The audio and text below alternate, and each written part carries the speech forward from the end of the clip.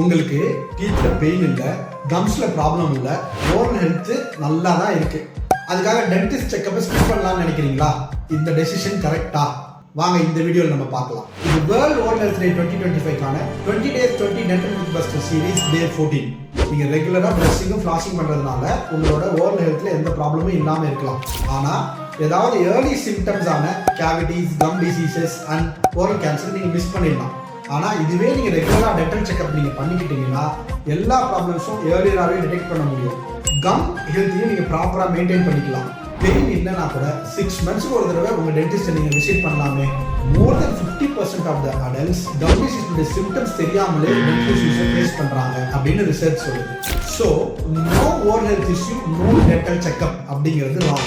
கண்டிப்பா 6 மாசத்துக்கு ஒரு தடவை நீங்க டென்டல் செக்அப் மறந்துடாம பண்ணிக்கோங்க. வர March 20th world oral health டேல இருந்து உங்க டென்டல் ஹெல்த்துக்கான இந்த மாதிரி சின்ன சின்ன ஸ்டெப்ஸ் எடுக்க ஆரம்பிங்க.